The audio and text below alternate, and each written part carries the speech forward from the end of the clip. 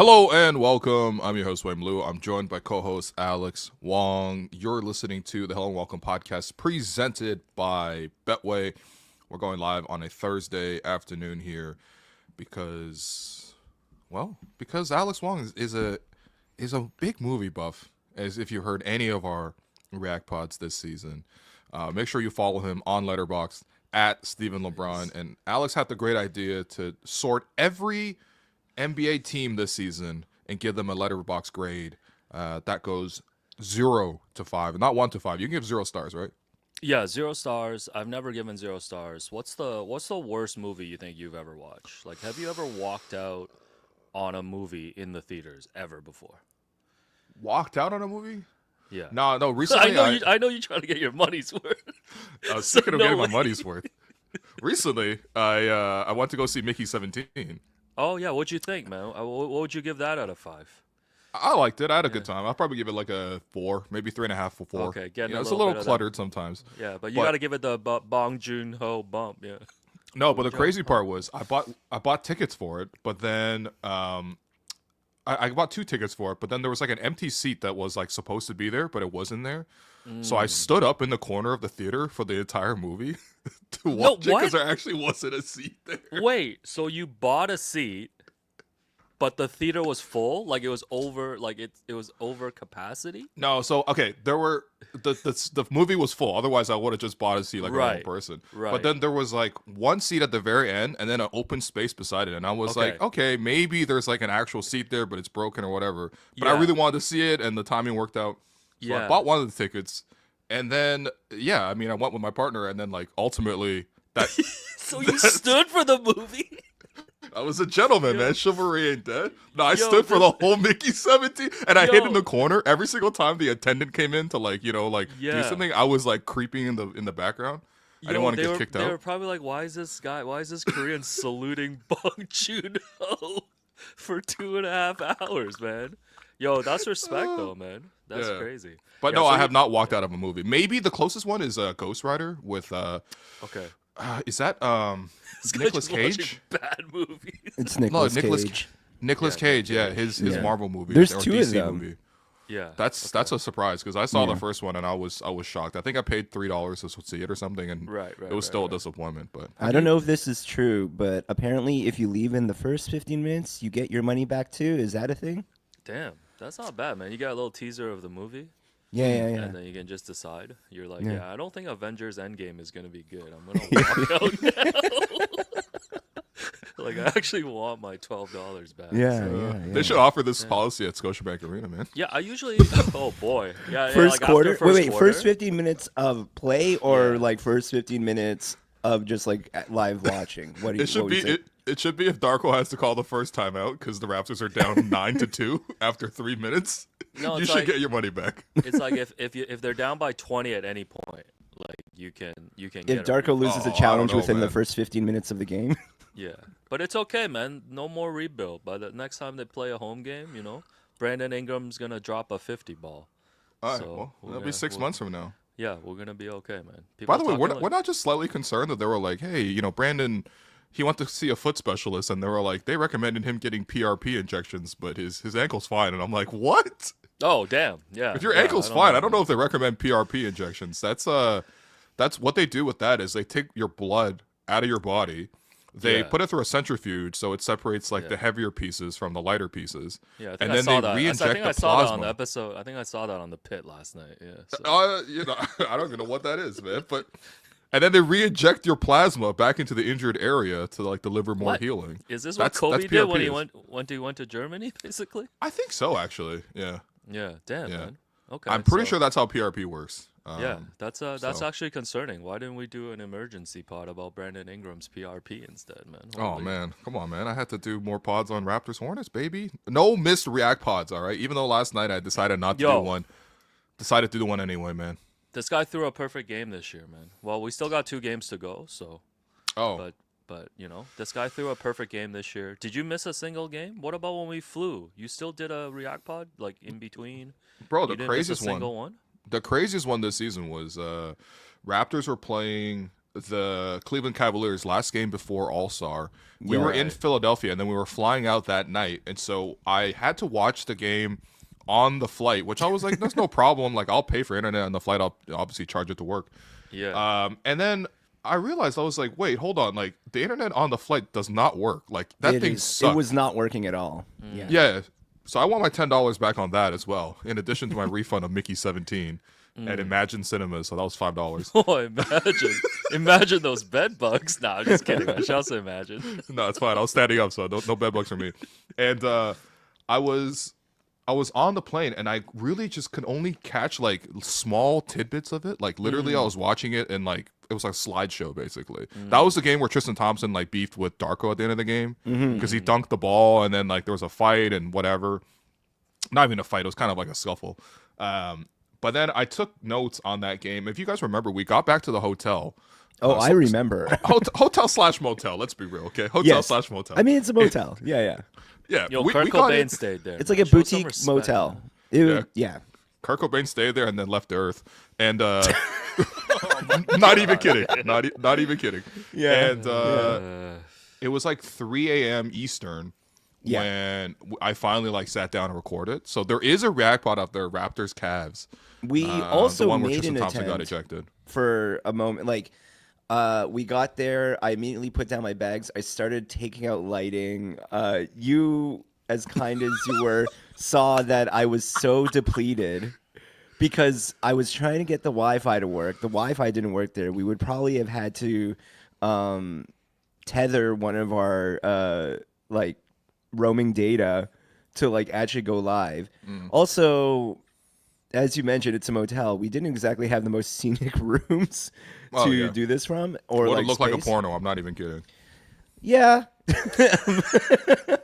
But I'm setting up the light. I'm like really trying to put things together. You're looking at me falling apart in front of you, and you're like, "Hey, man, I'm just gonna go record it in my room." Yeah, no video, No video, pure just audio. Yeah. But no, it was dedication, man. While all this was happening, I was locking myself out of my own lockbox. Oh, that's right, multiple times. Wait, did we already do a banter on this? We did banter on the trip. I don't know if I explained the We did. lockbox. Anyways. Oh yeah. I gotta do my expense reports from there. Bro, by the way, do you imagine the people at the motel being like, hey, these guys checked in at 3 a.m. and immediately this one guy's busting out lights and Yeah, cameras? correct. They've seen worse though. They've have seen worse. They've We seen heard worse during our stay there. Yeah. Oh yeah, so- there was some dark nights. Nights out in the meat packing district. Yeah, it was Dark Bruce, Knight It was Rises. Bruce Wayne out there. I mean, shout out that bombing though. The bombing was delicious. Yeah, the Bobby was out there. Saw some Bane out there too. Saw a couple scarecrows, man. You were born in the darkness. Oh man. Anyways, Anyway, Yeah, Razak so we're will talking check about this in. basketball. what we're doing today is basically just, towards the end of the regular season now, just wanted to go through and tier the NBA teams, but with a little gimmick of the Letterboxd reviews. So these are not the rankings of the teams. This is more a ranking of if the 82 game season was a movie, how many stars are we giving for these teams? So let's start from bottom up today because we have to start with this team. So first category is the 0 star, as we talked about, a once in a generation flop. There's only one team in this category, and it is the Dallas Mavericks. Oh man. They, congratulations to the Mavericks, clinched a play-in spot last night. And, this was the Luka return game. Luka was in tears during the pregame. I think he was in tears after his first shot. He was just crying the whole game. He was legit the meme of the guy crying, holding the gun. You know what I mean? Right. And you had the F Nico chants ringing out. The fans are cheering for Luka every time he got the ball. It was weird, man. It was it was like having a funeral for a guy who's still alive or something. It was just weird. It was just a weird, and you feel so bad for this Mavs. If you're a Mavs fan, how do you recover? I don't know. I think for several Mavs fans, that was probably the last time they've actually given money to the Dallas Mavericks organization. Because I think after that, you're not going to be seeing them. Maybe only on nights where Luka comes back. And, it was like the opposite of Vince Carter's return to Toronto. Mhm. You know what I mean? Yeah. Like it's like Yeah. the exact inverse of what happened there because when Vince came back, like the boos and the vitriol was crazy and everything was directed at Vince. This time around, I mean, it's just nothing but love for Luka. They handed out shirts. I mean, he deserves it, man. Like, They're like, thank you. also, by the way, Thank you, Luka. We traded you. yeah, thanks, buddy. I wonder how AD feels about the whole thing too, but I guess Yo, that's I a need separate a story. fire Nico shirt in Slovenian, man. That'd be Oh. fire, man. Oh man, that's a good business idea right now in Come on, Dallas. bootleggers, let's go. Yeah. You got to call your family back in HK for this one. But I think the craziest part to me was watching it is like, so they put together the highlight reel for Luka, and I was like, this might be one of the best looking highlight reels I've ever seen. Dog, some of these highlights are from like 3 months ago, man. Yo, they're like, it was like just half court shots. It was like 10 buzzer Yeah. beater game winners. It was like him as a kid and doing trick shots. I was like, yo, this is the best highlight reel ever. And honestly, I think the thing that to me was super cool was like seeing the genuine emotion pour out of Luka. I think that like sometimes, especially in men's sports, like there's such a culture of machismo, like holding it in, like not showing any emotion and just trying to be steely faced through it. And I like the fact that Luka like broke down in that way, and he talked about how difficult it was, and he said he almost didn't even want to play, like, you know, just actually like leaning into his emotions because they really did mean something. Like I hate that in sports, like especially when people move on, we just forget and we pretend like things didn't mean something while we're there. You know, I had the same thought to a much smaller degree, of course, but like, you know, the big discussion yesterday was like, why didn't Chris Boucher play? Is Chris Boucher going to be done as a Raptor? This was his last chance to play at home if he's not re-signing free agency. And I'm just like, on one hand, I see the case where people are like, well, why does it matter? This is what happens. You got paid. You know, ultimately people move on. But I'm like, yeah, people move on, but we shouldn't just ignore all the sentimentality that went into it. That's the part that's really cool about sports. Like when you get those moments of reckoning and you get to sort of like feel the emotion of it. And of course, Luka dropped 45 because that's what Luka does. But yeah, I mean, I thought the whole night was actually just really cool from Luka's perspective. Yeah, my favorite thing was before the game, Jason Kidd was asked about the trade, and he was like, you know, I've heard it compared to the Babe Ruth trade, and I think that's kind of cool. I don't know if he realizes that the Red Sox traded Babe Ruth and then didn't win a championship for like 108 years. Oh man. So they're on that new Nico 108-year plan. Do you think if the Mavs fire Nico and change ownership, that I think that's the only way they can get Mavs fans back right now. Like the ownership group actually has to change. Like I think it's that bad. I mean, it just changed though. I know, but And by the way, if you sold the Mavs right now, you'd be selling at a loss based on what they paid for it because they were buying a finals team with Luka on it, and now they're buying Spencer Dinwiddie coin. it doesn't help too that they always show that photo of Patrick Dumont. Oh yeah. Guy looked like he and Beavis and Butthead. Like, I can't take that man seriously, man. You look like a cousin to Al Davis, man. No, it's messing me up, man. Yeah. There's gotta be a better photo, man. Hold on. We gotta show this photo. I'm not even trying This to be photo's like. so funny, man. I'm not trying to judge. Every time they attach a quote to him. Yeah, Today yeah. there was a quote of an anonymous GM being like, Patrick Dumont does not know basketball, and he knows it. Followed by a photo of him. It's No, insane, there's just something about him that just makes him look super dorky, man. No, but how, as a Mavs fan, how are you gonna get over it knowing that this is the face of the franchise? This is the guy who traded your guy, man. No, this is the one you're talking about. Yeah, This is the one you're talking about, bro. There's just something really dorky about him, man. Yeah, But- no, it's just like, man, this is my guy now. Like, come on, man. No, come on, man. Like, that's messed up. Anyways, This looks like if you drew Mark Cuban from memory, man. Luka is the first player since Wilt to score 45 points both for and against his team in the same season. Not Wilt. Yo, did Wilt like force a trade? Is there anything Wilt didn't do, bro? Wilt's like, yo, you guys suck, man. I'm going to another team and scoring on you. Oh, Yeah. man. Anyways, add that to the Wilt list. What's Wilt as a movie, man? Wilt, I feel like has to be one of those old, you know, what I mean, like Wilt's the porno you talked about earlier. All right, that is the 1-0 star team for the season. When you look back on this Yeah. Mavs team, just, you know, this is an absolute 0-star season. Punted their generational star, sent the Right. fan base into disarray. There's really no comparison. No, it's like a bad movie with a sad ending. Yes. Like there's exactly. nothing good about it, and it was poorly shot. Everything was bad. Yeah, this would be widely panned. This is like Madam Web basically. Actually, Yeah. that one was at least funny. Yeah. So this is once in a lifetime. All right, next category here is 0.5 stars, defined as an absolute train wreck. I've got two teams in here, the Philadelphia 76ers and the Phoenix Suns, who were mercifully officially eliminated last night.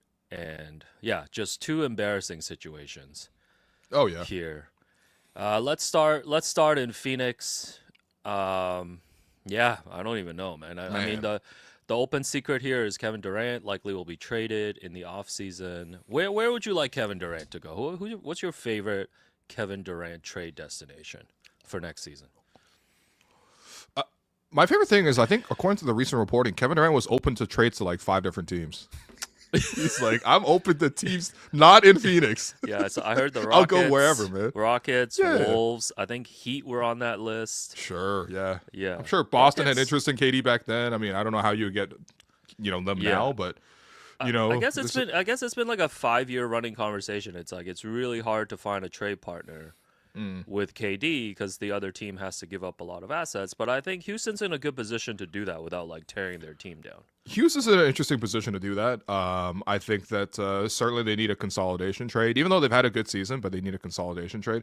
The one thing to me, because I know Boston was interested in KD, even back when KD was with the Nets. I think reportedly they offered like Jaylen Brown, Derek White, and some first-round picks, which in hindsight you should have taken that. But especially now that the Celtics are under new ownership and they have this crazy, really good team, obviously, like fantastic championship-level team. But I do wonder if they're actually going to pay everyone long-term.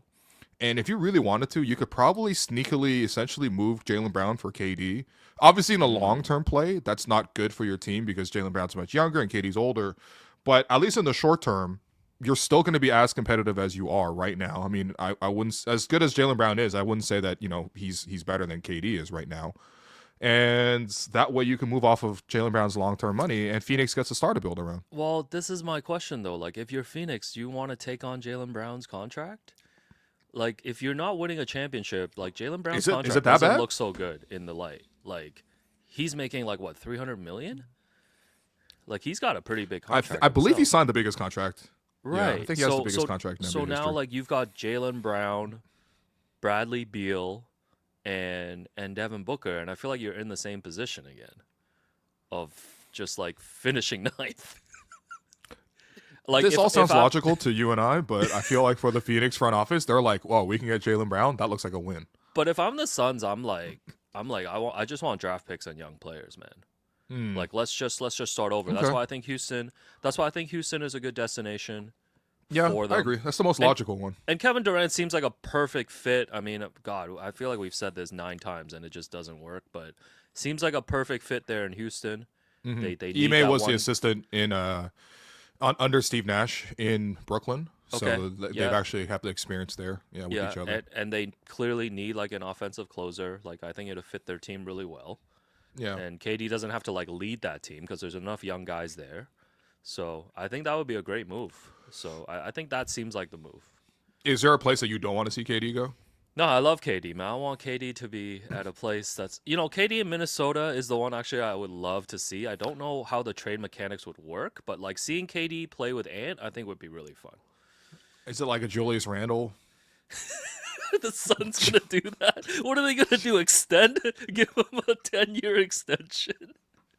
You know what, man? I blame this stupid CJ McCollum and Grant Williams and the second apron, man. Because if there wasn't a second apron and all this stuff, Matt Ishmael would just keep spending and spend his way out of this, but he can't. Yeah. Like you're tapped out. You know what I mean? Like the second apron is just creating all these like not organic situations for teams, and I don't like it, yeah. including this one. But I mean, at the same time, they're also just facing the consequences of their own decisions. You know what I mean? but Not blaming nobody but Phoenix for the situation. But that they're billionaires should be allowed to just spend their way out of it. Like in another. All right, Elon. goodness, man. Yeah, man. Don't pause the tariffs. So no, but like when Ishbia finds himself in this situation, he should be allowed to spend another 300 million on this situation.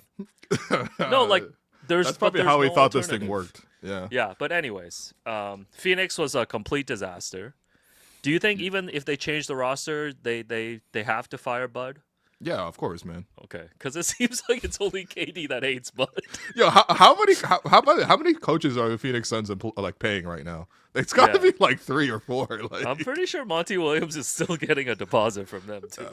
Monty Williams is a top tier bag getter, man. Shouts to Monty Williams, man. Yeah, he's no, but seriously, like the Phoenix Suns, like the time they bought the team, like it's almost inconceivable. But that team was like in the finals. That team was number 1 in the West. That team had young players on the come up, right? They had all their own assets at that time, roughly. They had, at that time, obviously Devin Booker, who's still a premium asset, but Mikal Bridges was a premium asset. They had DeAndre Ayton, who at that time was like certainly looked at as a really good player, especially when you think back to like what he did in the finals or even in the run to the finals for Phoenix. They had Chris Paul, which, obviously that was going to decline, but still, that team went to the finals, man. And now they're just like one of the most like the saddest teams. Like the only time you hear about the Phoenix Suns is like when Bradley Beal has 1 point. Uno. Yo, that's crazy. Yeah, my value, 1 point is worse than 0. I feel like 1 is worse than 0. 1 is terrible because it means that you probably missed a free throw. Yeah, you split free throws. You either split free throws or you were sent to shoot a technical, and that's all you contributed in the game. Yeah, one is worse than 0. No, 1's a nastier stat line. 0 is just 0. You know what I mean? Whatever. It happens. Yeah, things but, happen. 1? Yeah, 1 is tough. 1 is tough. Yeah. Sixers. They're now in that brother. in that what? They're 5, right? Number 5 in the tankathon. Uh-huh. So hopefully they get to keep that pick. Well, actually, I don't know. Why did I just say that? I was gonna say what? Yeah, no, we'll see if we'll see if they keep that pick. But like, regardless, though, if you spin it forward, they still have Paul George on his big contract, Joel Embiid on his big extension. Like, I feel like their contending window is done. Like, are you coming back next season when everyone's healthy and being like, okay, I'm ready to talk myself into this Sixers team again? Well, I got to ask you that question because you were the one who was in on the Sixers to begin with, man. I told you this team was ass. No, you did tell me repeatedly, but I really thought Embiid was going to come back at some point and be healthy. I don't know why, given the evidence of the last 17 years. Yeah, I was gonna say, man. Yeah. And Paul George was like an absolute disaster. Oh, So man. yeah, I just don't feel like and who knows, like there's been a lot of smoke about whether Nick Nurse is going to be back next season. So they might be with a new coach as well. Yeah, I just think beyond whether they keep their draft pick or not, I don't think the future is looking good for the Sixers. They're carrying 2 of the worst contracts in the league, and I don't see them being a top contender moving forward. Like, I think it's done. I mean, look, what the latest news with Embiid was they're doing arthroscopic surgery on his knee again. Okay. In some regards, like the extent to which I'm a doctor is I watched all seasons of House. You need to watch The Pit, bro. Okay, I watched. What's The Pit about, man? This is the second time you told me about The Pit. What is The Pit? It's a man? new HBO show. They're just in the emergency room. Like it's a hospital show, hospital drama. You'll love it. If there's one thing that network TV was missing was another hospital drama. No, I'm telling you, you're gonna come back. You're gonna come back next week praising The Pit. Yeah. Better not be an Oshonda Rhimes special, man. No. There's some real shit. Yeah. Okay, all right, I'll check out The Pit. But yeah, I mean, like they're kind of just going into Embiid's knee and poking away at something. Like they don't even know necessarily what's the specific issue that's ailing him, and there's no guarantee that he's going to heal fully from this thing. And it's like, it is really sad because it's a great player who's not able to sort of like close out his career in a way that is according to his talents. But that's what we're going to look back on him with. You know what I mean? At some point, like eventually people gave up on Derrick Rose as that star, right? It was like MVP, then he had the knee surgeries. And then at some point you just have to accept that like this is another guy who's just like on New York. There's another guy who's on Minnesota, and he's like sometimes good. Like Derrick Rose had that 50-point game one time, I think Minnesota. But like it happens. Like it's just like you just kind of like aren't that guy anymore. And I feel like there's a real chance of Embiid turning into that, which at that point would make it like such a difficult contract for them to sort of hold in their books. Paul George, the only thing I'm waiting on Paul George is the next episode of Podcast P. I just can't wait until he's back in LA with his boys and they explain what happened this season. Currently on hiatus, man. Yeah. Come on, man. The Sixers are so bad they force him to stop potting. It's crazy. Yo, I'm almost ready to give Lawrence Frank the exec of the year just for not re-signing Paul George. Dude. You know, apologies to Lawrence Frank. I know the Clippers were getting a lot of hate during the offseason. They were. I think including from us too, just like questioning what they were doing. And turns out you always trust Lawrence Frank, man. Print that on a T-shirt. I mean, I wouldn't go that far, but I would say that I would trust their players more because I think at that time when they were saying it, they sounded crazy. But Norm was like, "Oh, Paul George is gone. I'm gonna, I'll take over the offense and I'll step up my game, and it's gonna be a win, addition by subtraction." That was absolutely true. And Norm himself was the guy who picked up a lot of that scoring slack. And then James Harden was like, "Well, we're gonna go back to playing, the James Harden system." And everyone was like, "Nah, you're washed. Like, come on, that was Houston. That was 2018. What are you talking about?" Turns out he was an all-star again. And he should be, honestly, in a contention for an all-NBA team, too. That's like Jay-Z saying he was going to retire after a Black Album, and then he came back, gave us American Gangster, man. It was amazing. I know you were there for that. Yeah. Well, I thought you were going to say Magna Carta Holy Grail. Come on, man. No, man, not when he's voguing at the Met. Oh, man. This guy talking about, I'm going to bring some sand to the beach. I'm like, brother. Jay-Z discovering Basquiat at the age of 40. That's me after I go to the MoMA once. Brother. No, it's tough when your goat is washed, so, yeah. So Sixers are a mess, and there's not a lot of light at the end of the tunnel, agree? Yeah. So, someone in the chat said, Embiid needs that morning routine, 3:50 a.m. banana peel to get back healthy. Yeah. Oh, brother. All right, next up, we're working our way up. We're up to 1 star now. Let's go. The 1-star teams. This is the category. There's nothing good about this movie. 2 teams in here. CJ McCollum's New Orleans Pelicans, and I've got the Miami Heat in there. Yeah. Pelicans were devastated by injuries. I don't know, every year they look great on paper, and then at the end of the season, they're just not there in April. Mm-hmm. And it's the same questions about Zion. Miami, feel like it was the death of Heat culture this year. They had to endure the Jimmy Butler saga, and then now you look at their team, and it's like, what's exciting about their team in terms of just like potential going forward? Terry Rozier investigated by gambling companies. He's so bad, gaming companies are like, is this for real? He's the first player in the gambling era to be so bad that FanDuel's like, yo, we gotta look at this. Yo, he's not even Jonte Porter. He's yeah. He's just like dribbling the ball off his foot. But I don't know. These 2 teams should maybe get together, make a trade in the summer, man. Zion to Miami is my proposal. Oh. Wow. You really want to put Zion and his proclivities in Miami? Yeah. This would be the equivalent of Zion changing his morning routine. Like, Pat Riley's going to get him on that banana peel at 3:50, man. Zion and New Orleans will repopulate the earth, man. Are you... Yo, do you think also he about to put up Wilt numbers, and I don't even mean on the court. Is Pat Riley cooked too, man? I feel like Pat Riley lost a bit of aura this year, man. You guys, I feel like it's really sad when you say a guy's cooked when he's 80, man. He's just 80. He's not cooked. He's just 80, man. Come on. Like, listen, I'm very fortunate to have all 4 of my grandparents are all surviving, and to varying degrees, like they're pretty healthy and they're doing well. So I'm really happy about that.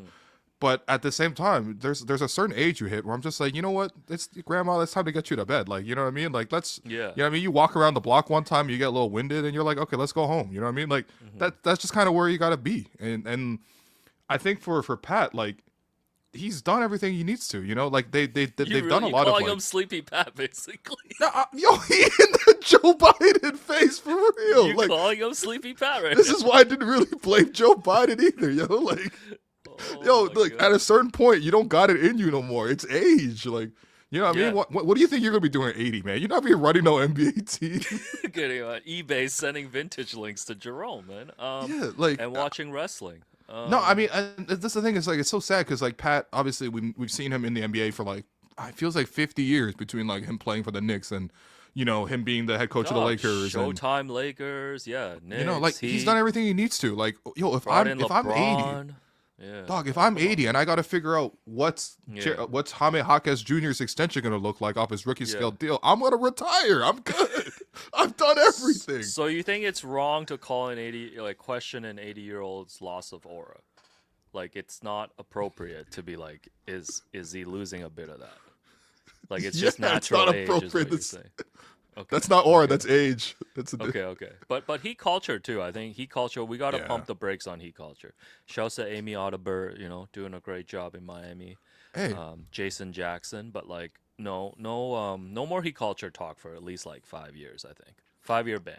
they certainly got humbled a little bit this year. I feel like there were really no good stories to come out of that season this entire year. The Jimmy Butler saga. Tyler Hero made the All-Star game, but like whatever. Yeah. Bam, it feels like Bam feels a little disappointing, even though I'm never like expecting that much of like a. People are always expecting him to take this like superstar jump to be like Anthony Davis. I just don't see him at that level of score. Yeah. And yeah, I mean, and then you got Terry Rozier. By the way, I proposed a new nickname for Terry Rozier based on his suspicious activities. Why? Because you always just take the under. Yeah, man. Oh damn it. Yo, you should not be allowed to bet on Terry Rozier's field goal percentage.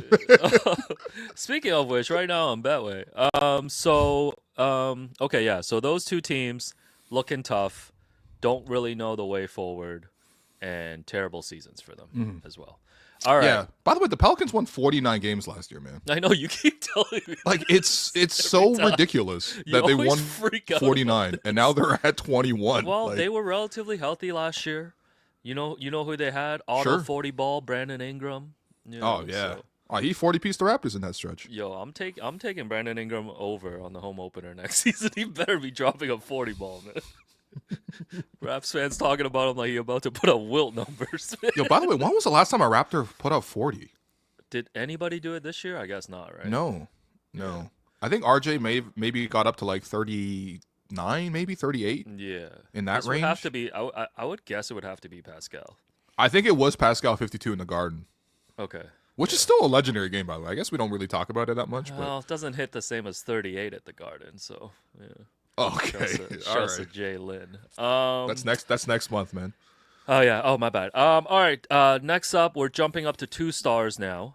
Two star film. Entirely forgettable. You Yeah, sat alright. through it. You sat through it as entirely forgettable. Leading off this group is Toronto Raptors. We got the Brooklyn Nets. We got the Charlotte Hornets. If you notice a trend here, it's all teams that are tanking. Utah Jazz, and the Washington Wizards. Yeah. These are my 2-star teams. Out of all these teams, is there anything interesting you can tell me about them? I guess honestly, there's a case for Charlotte to be 1.5. I feel Okay. like there should be a 1.5 tier because Charlotte's Okay. 1.5. There's not I'm one open good to story out of hearing Charlotte that. this year. Okay. Because everyone got injured and they still Sure. employ Miles Bridges. I think Washington, the way they're finishing the season and the fact that they're in the dumps. There's no doubt, right? But yeah. the trades that they made, I think that the trading away Kuzma alone should be worth a star.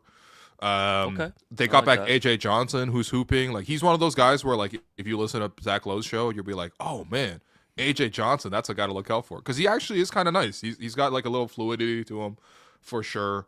I actually like a lot of the young guys right now. Even Jordan Poole, I think, has actually had a pretty good season, all things considered. Okay. I know we slander him a lot because, quite frankly, he plays unserious basketball a lot of the time, but he's actually done a good job this year, maybe in general. Their young guys are turning it around. Bob Carrington had 30 piece recently. Keyshawn George is a pretty solid 2-way player already as a rookie, and then Alex Sarr, the number 2 pick, has actually put together some good games recently too. So I actually don't hate what happened in Washington this year. But I think maybe relative to the general NBA audience, nobody who's a general NBA fan has gone out of their way to watch any of these teams. Nobody has been like, oh, Brooklyn's playing, let me tap in. No one's been like, the Raptors are playing, let me tap in. Like, we're Raptor fans, so we have tapped in. But, yeah, I don't know, man. The rest of these... Yeah, they're probably twos. You're right. I was gonna try to argue Raptors 2.5, but realistically, that's not really the case. Yeah, I think I gave them two. I think I gave them 2.5 when you asked me last time, but after some thought, I decided they belonged here. Nine Brooklyn Nets players averaged double figures in points this year. Can you name them all? What? Oh, yeah, this is a great quiz. Hold on. Because, I know neither of you guys watched this game. I mean, you were in Montreal. Jerome was watching the women's shoot, you just final. watched them, so you might get this. Yeah, okay. No, because in that game, it was very notable because I think like 6 Nets players scored 13 points, and one of them scored 14. Yo, that's so consistent. I was like, this is the craziest. I don't think any game has been led in scoring by 14 in the last decade. Jordy's or so. building like a factory, man. All right, 9 players. 9 players. Cam Johnson. Yep. Cam Thomas. Yep. Dennis Schroeder. Yep. Wow, who else has been on that team this year? Come on, ice in his veins. Oh, D'Lo, yeah, of course. Yeah, shouts to rice in my veins. Yeah, that's the celebration I'd be doing when I hit threes. That's 4, so you got 5 left. One of them is no longer on the team. He's on the Lakers Dorian now. Finney-Smith? Yeah, Dodo. Dodo had 10? He must have had 10 exactly.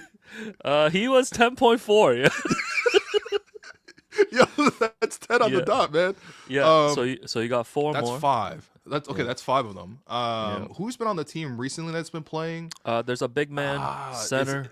Claxton? Is Claxton getting 10? Yeah, Claxton clocking in at 10.4. I was gonna say that's another 10 on the dot right there. Yeah. There's a recent. What's my guy Trendon Watford? Is he doing that 10? Is he Watford is at 9.9. Watford needs to go for it. He needs to go for it this weekend. Put up 220 balls, you're there. Fucking English Premier ass league name. Trendon Watford is so British coded. Oh man. Who else is on this team, man? Yo, don't tell me Reese Beekman. Reese Beekman on this list.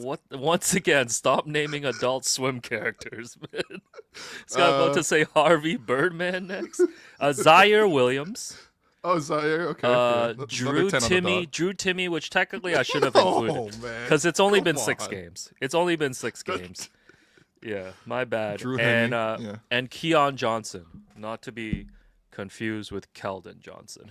Yeah, so there we go. This is an incredible squad. Yeah. Yeah, there's your 9. I think what that tells you is nobody on that team can get buckets, man. Yeah, or they can all equally get 4 buckets. They're playing Connect 4.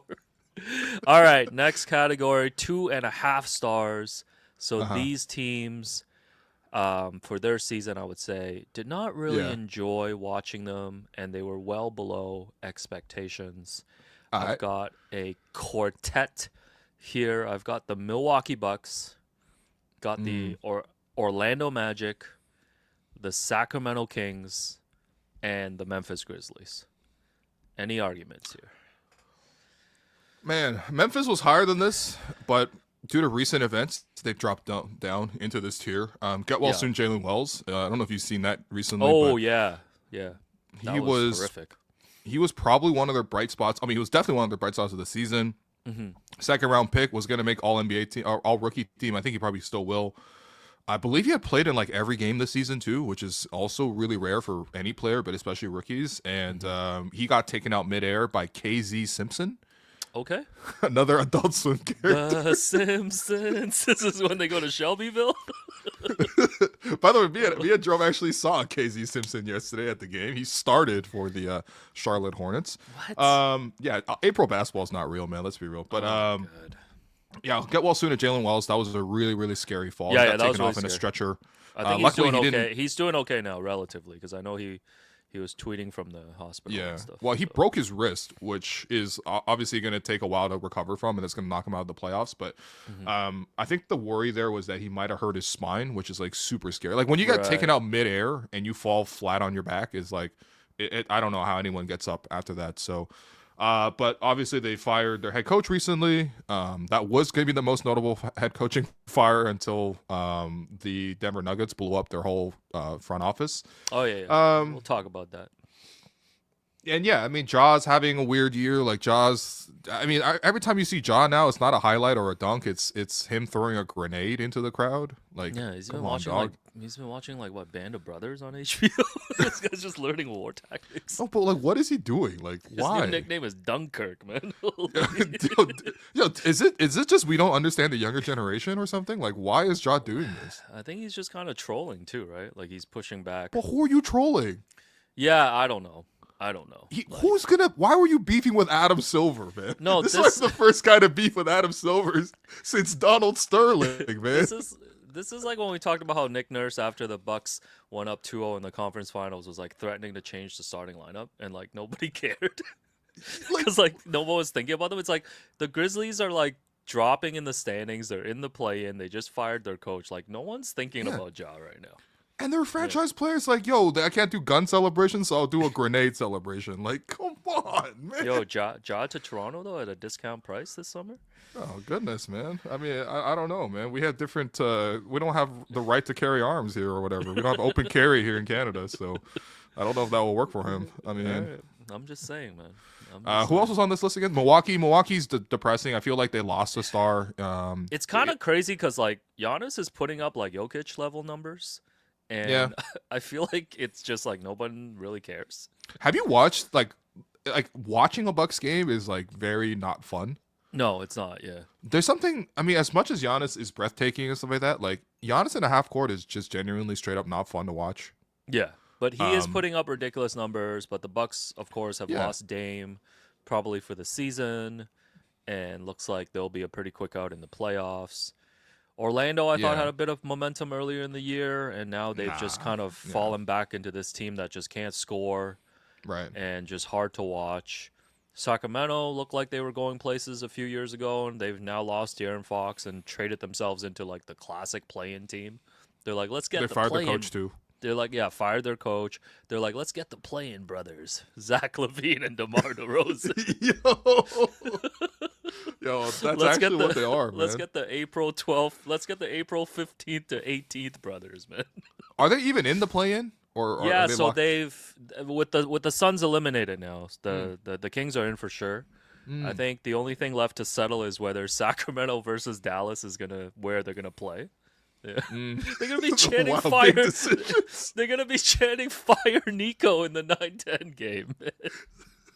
Yo, I need the play-in to end too, man. Can we please get some real basketball going? Holy. No, I can't wait for Sacramento to win that play-in game and then to light the beam for a 9-10 play-in series game. Oh my god. Yeah, that is in contention for most depressing play-in game for sure. Yeah. Just Mavs Kings. I don't know, man. There's some depressing ones in Miami that's going to take place this week. Too, oh, yeah. Man. But no one's watching those ones. So, by the way, have the same teams been in the play-in year after year? I feel like I've seen Sacramento in the play-in a few times now. Sacramento's definitely up there. Chicago, Miami, Atlanta, they're always in the play-in. Yeah, man. Miami's been in, I think, 3 straight seasons. Chicago, I think, 3 straight seasons. I want to say Atlanta as well, too. So, yeah. Yeah, no, you're right. Yeah. It's just the same thing. I mean, the play-in is cool. I actually like the sort of like one game, win or lose kind of scenario. It's exciting at least, but I don't know, man. I mean, it can't just be the Chicago Bulls every time in the play-in.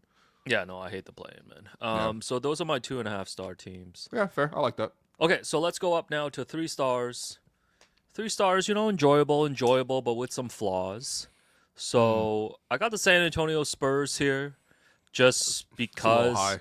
You think so? I mean, I guess they got derailed a bit by the Wemby thing, of course. But they got. Have you watched one Spurs game since Wemby went down? Of course not, man. Yeah, but exactly. Yeah. But I think that's a 3 stars. You don't think they deserve 3 stars? Even if you price in, having to get to watch Wemby that first half of the season, I'm willing to drop it. Yeah, this is a 2.5 for me. Okay, well, let's drop the Spurs to 2.5. I've got the Atlanta Hawks here. They just feel like a 3-star ass team to me. Yeah, You know, yeah. Little- Yeah, it's little- like, yo, little- Dyson Daniels sets a Yeah, record little- for steals. yeah, I'm like, little- I'm not tuning in. little depoy campaign for Dyson Daniels. Sure. I got the Bulls here. You know, Bulls are kind of fun right now. Kind of I fun. like the Bulls. You know, your boy Josh Giddey has been crushing it That is not my boy. since you know, the All-Star break. You know, that little Josh Giddey Kobe White backcourt is doing man. damage. The new play-in bros. Yo, Josh Giddey during spring break is dangerous, man. Yo, oh my god. Anyways, I got the Timberwolves in here too. I just feel Yeah. like it's been such an up and down season for them. I don't think I was necessarily expecting them, especially after the Towns trade, to be like a top 2, top 3 team. But it just seems like they've had so many like Yeah. stretches where they've looked good, and then you'll look up and they're like just losing inexplicably to like a random team. Seem like they've never been able to get it going, and now they're likely looking at a play-in game to get in. Yeah, I like this tier. It's a real mixed bag. Yeah. I feel like some teams exceeded expectations to get in here, like Chicago, because Chicago was like vying to be one of the more depressing teams on the season, and I feel like what they've been able to do in the second half of the year after trading Zach LaVine, who was having a good season for them, like Zach was averaging like I think like 24 points on like 60% true shooting, like pretty good numbers. Like he was shooting well across the board, but as soon as he left, the ball movement went to a whole different level. They just have like 4 point guards on the floor at all times somehow. Like it's always just guards and then like a skinny big or maybe Vooch in the middle. And they've been playing super fast. They've been shooting the ball really well. I mean, all jokes aside, Josh Giddey has been playing great. You know, Kobe White has been playing really well as well. And, you know, they just have so many shooters and they play at such a high pace that, you know, they've had those results. I think that win on the road against the Lakers is kind of like an all-timer for them. You know what I mean? At least in the last decade or so. Basically, since Derrick Rose, it's like, what else have they had good going for them? So I think that was actually kind of fun for the season for Chicago. That is ultimately not a serious team. Like, I don't see them making any noise in the playoffs, but at least they've been fun to watch regular season-wise. So I appreciate the 3-star here. And yeah, Minnesota, I don't know. There's something about them. Like it feels like they're a team that can play spoiler. Like they can upset any team. Yeah. But they're not actually that good of a team night in, night out. Do you know what I mean? I'm they're just missing something, and I'm curious. Yeah. Because they got to pay a lot of guys this summer, right? Like I think they got to pay Naz Reid. They got to pay Nikhil too, and I wonder what they're gonna do. Like, just in terms of just adding to this team. That's why they're interesting to me as like a KD team. Because like you know Anthony Edwards is so good, and like you don't want to waste those years, and you still got Gobert locked in under that contract, so you got to keep contending and stuff. So yeah, I mean I'd be interested to see them in a first round matchup against like an OKC or Houston, to see if they can play spoiler. I actually have one more team on this list. Okay. Of 3 stars, and I put the Denver Nuggets here. I don't know if that feels too low. I mean, Jokic has had an incredible season, but of course they just fired their coach and GM this week, and they've been playing terribly the last couple weeks. How we feel about the Denver Nuggets? Yeah, I mean, this has been undeniably a depressing week for them. I feel like the Russell Westbrook missed layup might be the most important missed layup of all time. Like, Oh my God! lives were changed. Lives were changed. I feel so with that bad missed for layup, man. I feel so bad for Russ, man. I It's just like- agree because Russ actually had a good year by his standards. Like a lot of the season, the Nuggets record was better with Russ, especially in the starting lineup, and he was giving that team energy and athleticism, and he's defending. His efficiency went up a little bit, but like ultimately he was a positive contributor. And then like to see basically the whole world is like waiting for Russ to make a mistake, and then he makes the biggest mistakes possible.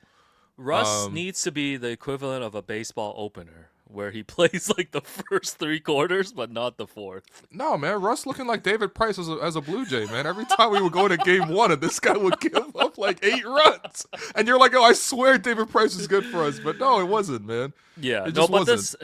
this Mike Yeah. Malone, this Mike Malone Calvin Booth double firing.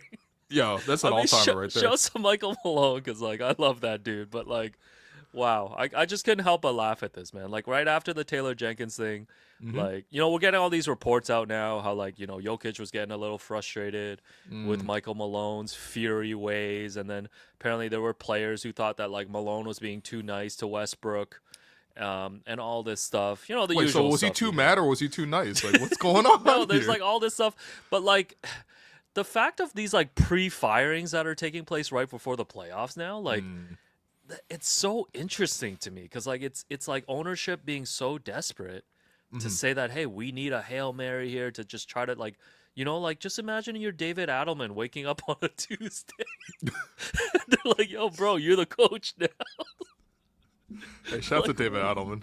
Yeah, shouts to DA, man. He interviewed for the Raps job, right? He Or did, was yeah. one of the No, candidates, he's been one of those like on the bubble assistants. Yeah, you know what but I mean? like, That was like him, Jordy Fernandez, and like right. and like Ime for a while was like the three guys. Yeah.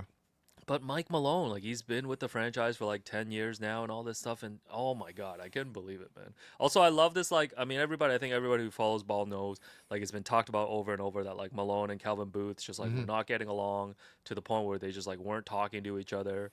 And I just love how they mutually got destructed on the same day. Their owner, Josh Kroenke's just like, you know what, you're both out. He's like, yo, I'm tired of your bullshit. You're not coming to the Zoom meeting? Yo, you're both out. Firing both guys at the same time is so good, man. That's an all-timer. I actually don't remember that one, especially in season, especially 1 week before the playoffs. The Nuggets thing is so funny to me because, like, you remember one of the first episodes we did on the Hello Welcome podcast, we got David Thorpe of True Hoop to come on, and Thorpe actually just casually dropped that, like, yeah, the Nuggets, like, that Calvin Booth really despises, like, Mike Malone and vice versa. And so we're like, okay, we'll just keep moving because, like, we're a Raptors show. We're not a Nuggets show, you know what I mean? But, like, that's been out there for a while. And then I remember when the three of us went out to Vegas last summer. And, in that, there's Thomas and Mack and then the other small center. I forget what it's called now. Cox Pavilion. Yeah. Cox Pavilion is, like, basically a high school gym. Like, Thomas and Mack is, like, a full-size arena. It probably holds, like, 15,000 roughly. You know what I mean? There's, like, an upper bowl, lower bowl, but it's, like, a regular arena. Cox Pavilion is like a high school gym. It's just like an attachment to, it's an appendage basically to Thomas and Mack. And so in that gym, which only seats about maybe like 400, 500, like, you always see like teams come in and the front office and coaches come in and like, they were just sitting so far apart. They never talked to each other. They were like 5 rows apart from each other. I was like, this is just weird, man. Like, Yeah, you guys are co-workers. Imagine you came to a Raptor game and me and Alex were just sitting like miles apart. You know what I mean? That'd be weird, No, because like there was also this thing where I think Malone became like the winningest coach, and they gave him a plaque earlier this year, and there's like a video that going around where Calvin Booth like presents it to him, but they somehow don't talk during the whole thing. They just like pat each other on the back. But I guess my goodness. the beef stems from like Calvin Booth kept drafting these young players and was like, oh, I want the young guys in the rotation, and Malone just wanted to go with his guys. I don't even think. I mean, I know that people point to them being like cheap and like not bringing back like KCP. I Bruce don't think Brown. that really. Yeah, I don't think the KCP thing really killed them this year. It's more like Jamal Murray being up and down, like Michael Porter Jr. not being worth what he's paid, and they don't have enough depth, and that's about it. And I don't know if that was like, unless the whole locker room tuned him out, and maybe they did, but it's like I don't know that was enough to fire Mike Malone. Like it's just I don't know. You would have to get the blessing of Jokic, and it seems like Jokic wasn't against it at the very least. So. Well, Jokic did speak on this, I think, yesterday after the Nuggets won, and he described it as ownership. Josh Kroenke went to him and said, "This is what we're doing." And like he was wasn't okay. consulted, but he was told of the decision. Yeah, and I think that, like, look, ultimately, especially with the way that Michael Malone likes to coach, I feel like he's, that can kind of grate on people over time. I also think you're kind of just like, you got to do something. Like you're kind of bashing your head against the wall. I mean, I really don't think that this is like the one thing that's going to change everything. But it's 3 games left till the playoffs. No. This is just an emotional reaction. Like, absolutely. And I do feel bad because it's like Jokic having the season that he's having, right? And the way that he's having career highs across the board. What that tells me isn't that Jokic is better than ever necessarily. It tells me that he's having to do more than ever. He shouldn't have to post career highs across the board. But it's like, especially at the start of the season, they started the season super slow. Remember, obviously, we saw as Canadian fans, we saw what Jamal Murray looked like in the Olympics. So, they started the season really slow. It was basically Jokic, like, remember he had to, like, take over down the stretch twice against the Raptors. Bro, Raptors were running Grady Dick and RJ Barrett and Jakob Poeltl, and the Raptors had big fourth quarter leads in both games against Denver at the start of the season. And it was like, that shouldn't even happen. Like, what, that, you know what I mean? And Jokic had to, like, take over, play like 40, 45 minutes. It was just too much work. And quite frankly, like, none of those young guys, I mean, as much as I understand that you might say, like, okay, KCP at what, 20 million a year isn't that valuable, or Bruce Brown at 20 million a year isn't that valuable. Okay, fine. But, like, you gotta then put in actual capable replacements. And the replacements are like Christian Brown, which obviously Christian Brown's played well, or like Russell Westbrook. And it's like, yeah, eventually that's just not going to work, man. Yeah, we've seen this Westbrook movie like 7 times in the last 7 seasons now. I feel like bad 7 different teams. Every team that trades for Westbrook is like desperate for Westbrook to do something, and then they ultimately become disappointed when Westbrook does nothing or kind of hurts you and backstabs you at some point. You got to know what you're getting at, man. Yeah, no, it's tough, man. But I sorry, man, I can't stop laughing at the GM and coach getting fired together. How do you think he did it, man? I need the play-by-play, like. Yo, I don't know, man. My favorite one would be like Calvin Booth is like, yo, Josh Kroenke, I'm firing Malone, and then Kroenke's like, you know what, you out too. Just like pure backstab. He's like, you know what, yeah, I approve, but you know what, you out too, man. The Zoom meeting is over. Like, I don't think he called them both into a room because, like, they don't talk to each other. No, what I'm hoping is that they did it in person. Yeah. They called, like, Mike Malone into the office first with Calvin Booth waiting outside because he's the next meeting. Right. Malone comes out the meeting and is like, I got fired. And Calvin's like, oh, man, I guess I won. Yeah. And then neither of them won. This is so funny, man. Yo. Shouts to David Adelman, by the way, man. Oh, man. Anyways. All right, next up, we've got the 3.5 stars here. So this is like a decent to pretty solid screening movie. Okay. So I've got the Indiana Pacers here. Yeah.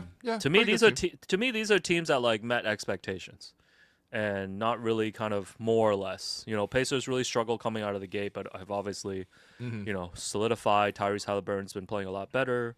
I got the Celtics here too because I think just as defending champs, I'm not sure they like blew anyone out of the water. They've been coasting all year. Yeah, they did what they had to do. They're top 2 seed, so give them the 3.5. And I've got the New York Knicks here. I think the Knicks are a perfect 3.5 team, 3.5 star team. I put the Portland Trail Blazers too because I need someone to explain to me how they have 35 wins. Yeah, especially in the West. Yeah, they're tied with Phoenix right now. Okay, well, that says more about Phoenix than anything else, man. Yeah, but I didn't. Portland was the one team out of 30 I didn't know where to put because I don't get what's going on in the Pacific Northwest. I mean, let's be honest. Very few people watch Portland. Yeah. And if you watch Portland, it's never like you're watching for Portland. It's like, sure, all right, like I've you know what I mean? Like, okay, it's like late at night. I got nothing to do on a Monday night. It's 10:30. Let me flick on NBA League Pass. And it's like, oh, yeah, Lakers playing Portland. I'm like, oh, I'll watch that game. But I'm not watching for Portland. I think for Portland, they've had, obviously, Toumani Kamara's emerged as like a really good defensive wing. That's a really good developmental story for them. Denny Avdia's like finished the season really strong. I think defensively, that's probably where some of the jump was too. I mean, you look at a guy like Klingon, I feel like as a rookie, even though most rookies are not positives, I feel like he just, especially the 2 games that they played against the Raptors, my big takeaway was just this guy's like gigantic. Yeah, he's like one of the 5 biggest players in the NBA, I feel like.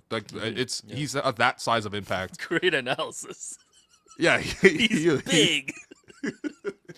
They call him Mr. Big, man. He's like Andrew Bogut type. This is how they used to talk NBA in the 50s. Yeah, see? Yo, how did people talk ball before they were like advanced stats?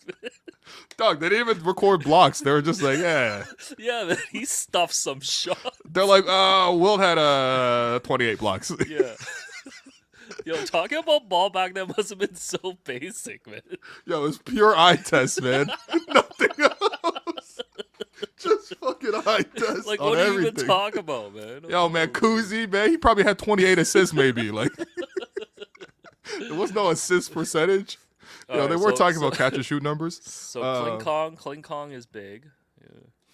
Yeah, they got a big center. I mean, you know, some of their guys, I think it's weird because it feels like they have a lot of different scores potentially. That, you know, like it's never always the same guy that leads the team in scoring. They're building towards something here. Like it seems like they've had a successful season here. Yeah, like, I mean, they've had a successful season. They have. You don't get to You don't get to 35 wins without some like talent and some growth and development. I feel like. Think about what you're saying, man. We're talking about 35. No, but I was expecting Portland to be like a 20-win team, and then I look up and I'm like, oh, they're actually all right.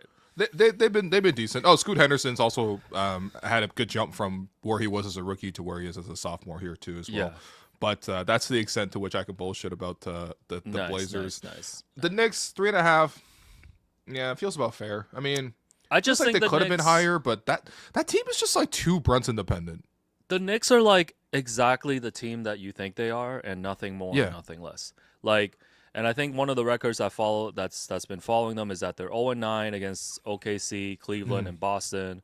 Like, they just don't have that next level when they're going against top tier teams. You know exactly what they are on offense, like you mentioned. Exactly. Like the reliance on Brunson. I think, like, Mikal Bridges has had moments, but I think if you ask the Knicks, they would probably hold on to those 5 first-rounders and go for something else this summer, i.e. a Kevin Durant or other players that are available. And Mikal Bridges getting traded again for KD.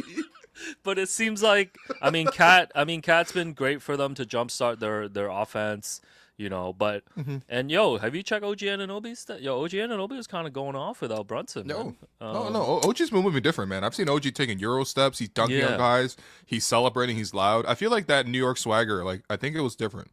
I think New York OG in New York has become a different person. Like, is this what you were like in New York when you went over there? Yeah, then I lost all my aura back. Yo, did you lose your aura like Pat Riley? Yeah, that's crazy. Yeah, but like the Knicks for me is like, okay, you've put together this team. I mean, James Dolan was on the Roommates pod talking about how okay, we've made all the moves now. Like, this is the team. Like, Cat was our last move. And I'm like, damn, like, I know this is exciting times for the Knicks because like they've been losing for so many decades, but like I feel like they've just locked themselves into like a team that's going to be out in the second round. Yeah. Like, what is the upside of this team? Well, I don't think they can beat Cleveland. I don't think they can beat Boston. Right. Like, I think that's the part. Maybe they can beat Cleveland, actually. I'll give them a slight out on that front, but I think they just don't seem to me, especially the way that they play. I mean, especially under Tibbs and everything like that. Like, they're going to have to play Brunson probably 42 minutes a night all playoffs for 4 rounds. You're never going to win 4 rounds like that. You just aren't, man. You know what I mean? Like, he's not no Kawhi Leonard figure. And even with Kawhi, we didn't do that with him. You know what I mean? It takes a team to win a game, man. You saw what happened last season with the team that they had. Like, they ran out of gas after like 2 rounds. Yeah, I mean, they literally, everyone dropped like flies. There's not a lot of depth on the roster at all, really. Like, I don't really trust. I mean, Mitchell Robinson coming back, I think, has been good. I mean, he's given them some size. He's incredible on the offensive glass. Yeah, Mitchell Robinson is in my DeAnthony Melton rule of like, if that's the guy that you're talking about as the X factor, like, come on, man, pack it up. Yeah, he's like, I've been hearing way too much about, oh man, if they put M Rob next to Cat, like, I'm like, come on, man. Okay, that's not swinging anything. Come on. Cat's defense to me is also like, I mean, this is not shocking news after Cat's played a decade, but he's just not good at defense, almost at any factor of defense other than rebounding.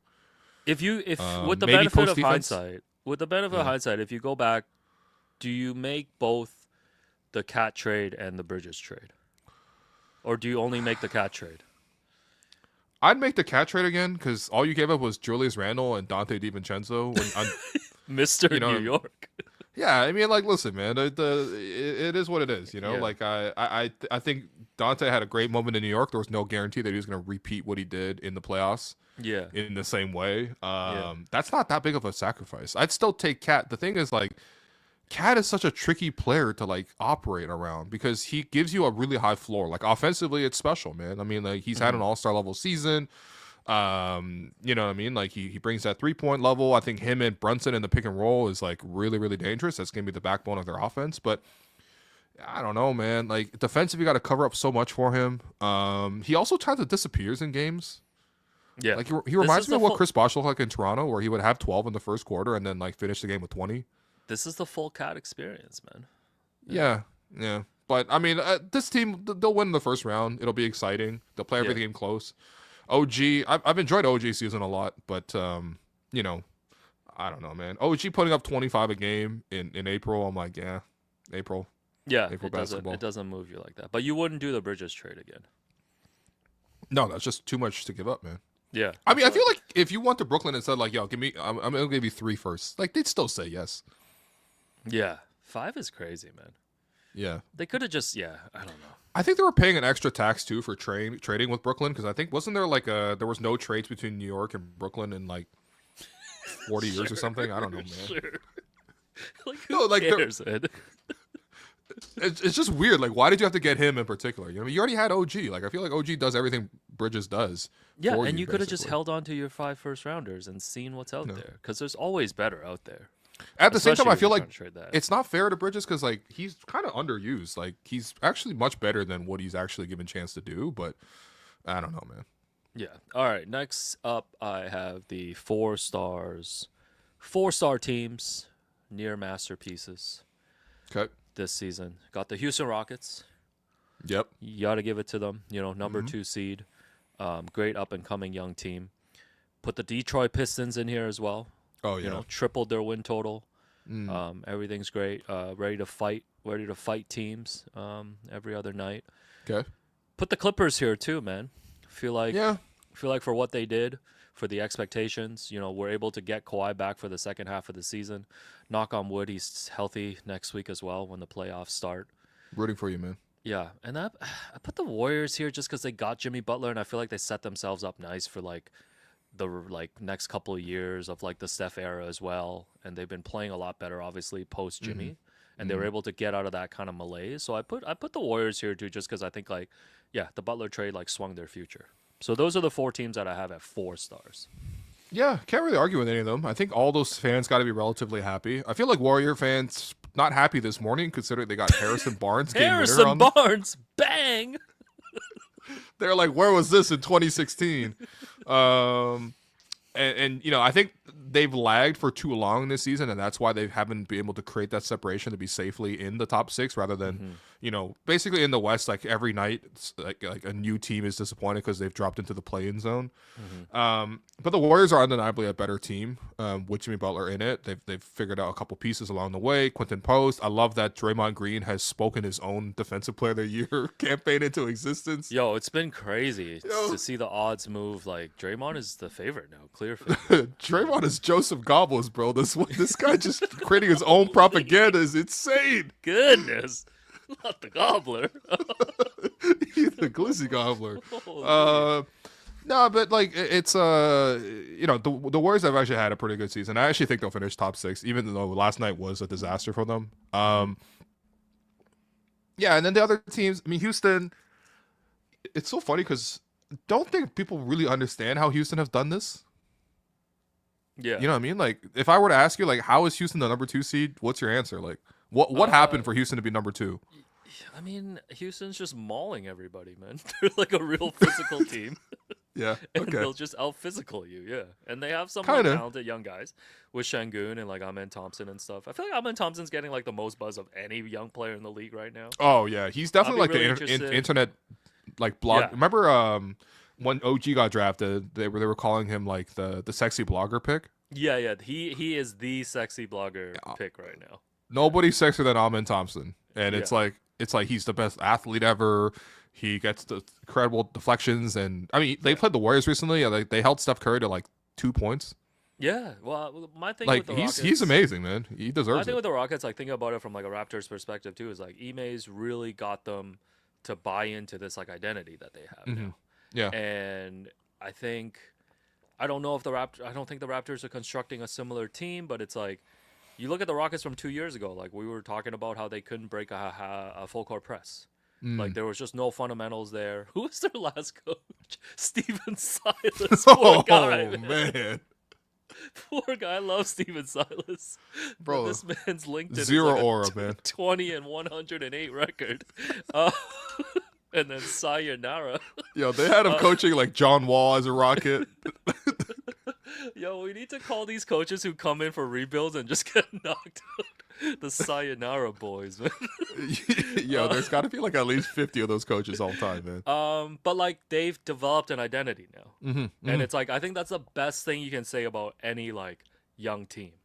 And they've got a lot of talent. They have the draft picks. Like they've really done hats off to Tillman Fertitta, man. They've that whole organization's done a great job of just turning this around so quickly. And I'm not even that quick to be like, yo, like, they're gonna get knocked out in the first round. Like I gotta see what the matchup is. Like they're gonna be tough, man. I think the question with them is just like when they get into a close game, who do you trust? I get it. I get it. And I think that's a legit question, but like that's a tough team to play in the playoffs. Yeah. Like they're built. Like I feel like they're more built than a team like a Memphis, who we've seen like crumble a lot in the playoffs and stuff. Like there's like a mental toughness to this team. They do have a couple vets on there, like Dylan Brooks. Dylan Brooks will guard you in the post by any means necessary. Oh man, this guy was daggering, man. The gobbler. It looked like a Major Laser video, bro. This guy was. But yeah, no, I'm not that quick to write off the Rockets in the first round. Is all I'm saying. Yeah, I think that's put fair. some respect on the Rockets, man. Like 2 seed is a 2 seed. No, 2 seed. I think your original question was going to be, is this the least respected 2 seed of all time? Because they feel that way. No, I've actually gone back like 20 years in the ESPN like standings kind of just page year by year. Yeah, your homepage. Yeah. And I kind of have to agree with you. Like, I don't think that there's been a 2 seed that's been like disrespected maybe to this degree. The closest ones I found, so the Raptors were obviously the 2 seed. Yeah. Okay, yeah, put them at the top. People did not respect us, and we got LeBron-toed in 1 or 2 of those years. And then I look back, there was an 03-04 season, the 2 seed in the Eastern Conference. Do you want to guess who that was? The 2 seed in the 03-04 season in the Eastern Conference. In the East? Mm-hmm. Detroit? No, Detroit was like running the East at that point. Oh, right. Detroit. So they're number 1 by far. Not Boston? No, it wasn't Boston. That was Paul Pierce. With Antoine Walker, Boston. So that wasn't that good yet. Jersey? It was New Jersey. Like Jason Kidd's Nets? Yo, and it wasn't even like a good Jason Kidd's Nets team. Like not the ones that went to the finals. That team, I looked it up. They finished the season, I think 45-37, and were the 2 seed. No, man. Yo, these days that'll get you a play-in spot in the West, man. Nasty as hell, man. Holy. Yeah, that's pretty bad. I think they're probably the least respected 2 seed since New Jersey. No, they were 47-35. They were 12 games back. Oh my God, that's insane. No, but I think with Houston, it's just like I don't know, man. In terms of the net rating in crunch time, they're actually a minus 0.9 net rating, so they're actually slightly worse and been slightly outscored in crunch time. I think that like you've seen them have some crazy moments in crunch time to like win games, but you've also seen them like really struggle offensively. It's like when it comes down the stretch, and it's like you can't necessarily rely on a post up all the time, right? Because not a lot of offenses run through the post, especially in crunch time, unless you have Jokic. Jalen Green's pretty young still, obviously, and then Fred VanVleet. I mean, Fred I thought was like much better for Houston last year as compared to this year. I don't know what's going on with Fred this year, but he's averaging. I looked up the numbers, but 14 points per game on 37% shooting from the field. Got thrown out of that game recently against Philadelphia. That game they actually somehow managed to get their way back and win that game, which was pretty incredible. But I mean, I don't know who do they turn to in crunch time, but they find a way to win a lot of games, man. So I feel like Ime. I mean, I guess he's not really mentioned as much for Coach of the Year, but he's certainly one of those guys for me. Like, who else is the reason they're winning these games if not coaching? Yeah, no, I think all of these teams here in the 4-star tier, like the Rockets, Clippers, Pistons, all their coaches deserve some props. Right. Not Steve Kerr. No, I mean, come on, man. Not Sleepy Kerr. But yeah, no, the Clippers too, man. Yo, we buying into the Clippers or what, man?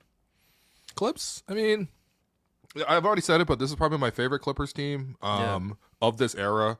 It's not saying a lot because I've been actively rooting against the Clippers for them stealing Kawhi, but I feel like I'm over it to some degree.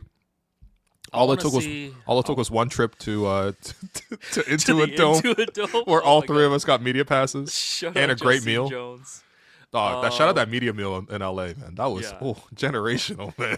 I think when we look back on this season, that was probably the best night for the three of us. You know, we got the tour, we got the meal, we got the Norm interview. We did. Like, like that. Like, wow, what a night, man. Wow. What a night. That was a beautiful night. What about that night at the Win Encore, man? Yeah. What about it?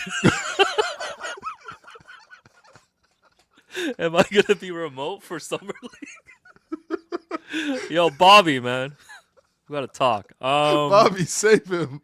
Anyways, Clippers, man. We in on the Clippers, man. I'm in on the Clips, man. I like Bogdan Bogdanović with them. Norm Powell, I'm rooting for you, obviously. Kawhi Leonard, we're rooting for you, obviously. James Harden's had a really good year. Zubac, you know, they got all the defensive wings. Ty Lue's a really good defensive coach. I think, honestly, if Kawhi can just stay healthy for one run, this will be the run. This is the best team they've had. I want to see Clippers Denver in the first round, man. That would be a fun matchup. That's a fun matchup. I think I'd probably take the Clippers in that one. Yeah, because, you know, Ty Lue against David Adelman. Let's go. Hey, man, Rick Adelman's son, man. Shouts to Rick Adelman. Man. Yeah, they got Ryan Saunders too, man. Let's go. It's a nepotism team. All right. Lastly, the 5-star teams. The 3 5-star teams, absolute classic. OKC Thunder, of course. Of course. The Cleveland Cavaliers. Of course. And I put the Lakers here because they landed Luka Doncic. Yo, I can't even argue that. And they are a contender. They are a contender right now. So would you pick them to win the West? Probably not. No. But, you know, Luka, LeBron in the playoffs. Come on, man. Reeves? Reeves? Yo, Austin Reeves went from 7? Austin Reeves went from being he's nice for a white guy to like he's just nice, period, man. Like he's transcended. He's transcended his race, Austin Reeves. Yo, salute to you, man. They literally like third banana is trending because of this guy, man. I ain't never heard a third option be called a third. I ain't never heard a third option be called a third banana until a white guy came through. No, man. Honestly, like I this is not even us trying to make a joke. I actually feel like, especially in basketball, like you're fighting an uphill battle as a white guy. Like it's just true. No, they whitewashed the third option name. Like, it's a third banana. The third banana, yeah. You know what? Actually, who have been talking about the third banana? Never called man? Dennis Rodman the third banana. He's just the third option or the big 3, man. Nah, make it sound all cute and shit for him. Yo, shouts to Austin Reeves, man. Yeah. He's probably on one of the best value contracts in the league too. I think he's making like 14 or 15 a year. Yeah. Like that's come on, man. That's elite value. Like the Lakers have actually been really well managed of late, and of course they lucked their way into Luka. But I mean, that's 5 stars. I totally agree with you. Lakers for me, outside of the Raptors, I've probably seen more Laker games than any other team. Yeah, I think it actually I think I've seen like 30 Laker games this year. Yeah, and I mean we get force-fed Lakers like every year, but I think this year with the Luka trade, like it actually jolted the interest. So congrats to Adam Silver. You know, you won. I mean, guys, how confident are you for them to win the West? Because if you bet on Betway right now, it's a 7.00 odds for the Lakers to win the Western Conference. What do you guys think? Would you take that bet? What does 7.00 mean, Jerome? I have no idea. Damn it. I was hoping you could fill me in on that part there. Yeah. No. So this is a very good odd, man. They're the second highest odd bet right now. Yeah. I mean, for me, the only team that I'm really actually worried about for the Lakers is OKC. Yeah. The so OKC Thunder, which are 1.66. Yeah, it just comes down to, do I believe if those teams match up that the Lakers are going to win? And I believe the Lakers would win. Yeah, I just can't get over the fact that Jalen Williams is a second banana on a championship team. Yo, he's good. What do you want out of J-Dub? He's a good player. Show me his playoff highlights, man. He absolutely good, man. Show me his playoff highlights. I saw the Lakers go into OKC and destroy them this weekend. Yeah, and then OKC destroyed them right.